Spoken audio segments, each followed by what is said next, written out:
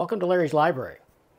This week I read Strayed, the trade paperback from Dark Horse. Now, this one came out originally in 2020. It's 144 pages. The list price on this one is $19.99.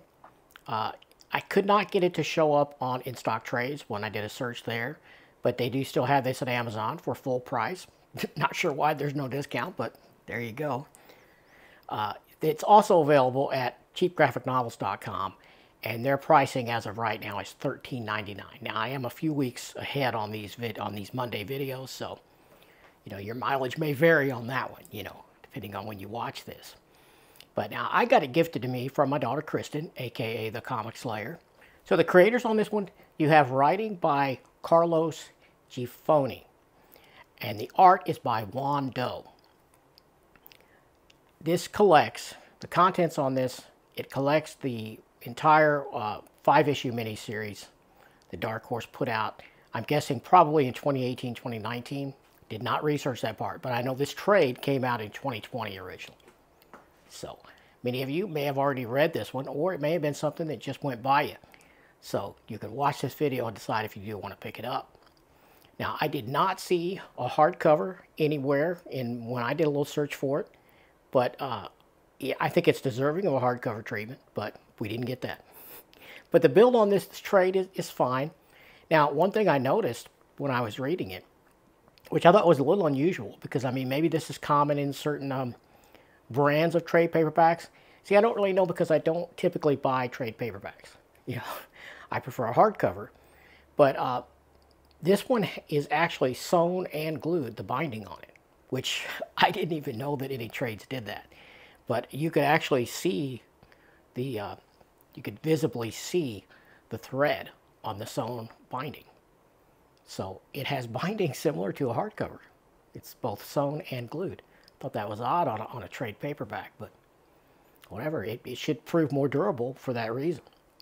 Now, it doesn't flop open like a lot of modern trades do. That flop factor Kristen talks about in some of her videos doesn't really have that. So that may be a drawback to the both sewn and glued binding. But regardless, I didn't have any trouble reading this thing. I mean, you do have to kind of pin it open, hold it down, but not a big deal.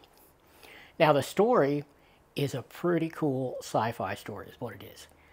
This is set in what you might term a semi-dystopian future, where a sort of military-industrial complex more or less governs I guess the planet. It's not clear whether that is a one-world government or if it's just a continent. It seems like it's probably a one-world government. So yeah, maybe not a semi-dystopian future. Maybe we'll just call it a dystopian future. I don't know. But depends on how you look at it. Yeah.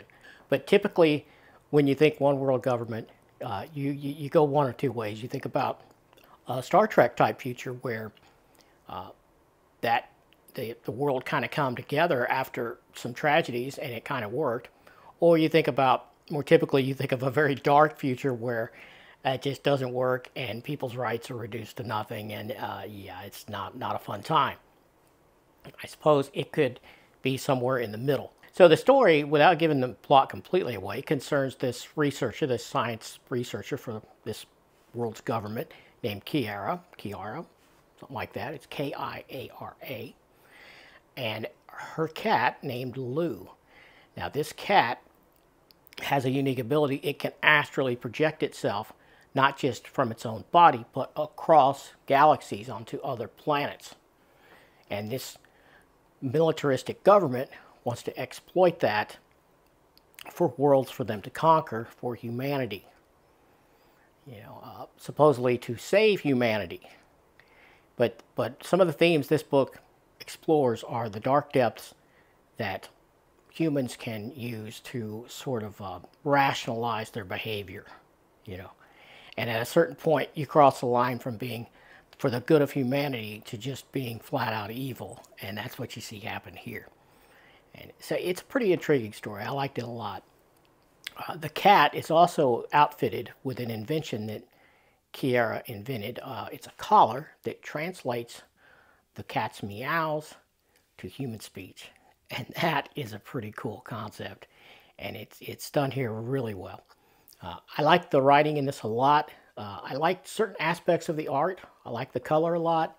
I like the depictions of the cat. In fact, at certain panels, the cat is very realistically drawn. But most of the humans are more cartoony in nature. Now, if you're into cartoony comic book art, then this is not going to be a problem for you at all, but that's not typically what I enjoy. But this, this just about got me there. I liked it a lot. So I hope you enjoyed taking a look at this quick look at the scans and the art. And I don't know, for me, this is about an 8 out of 10, I think. If the art had been more, a little more realistic in tone, I probably would have enjoyed it more. But as it is, I'm going to go 8 out of 10, which is still a pretty high score.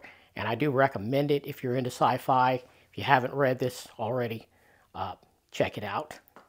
And if you like this, give me a thumbs up and subscribe if you haven't already. And I will see you next time.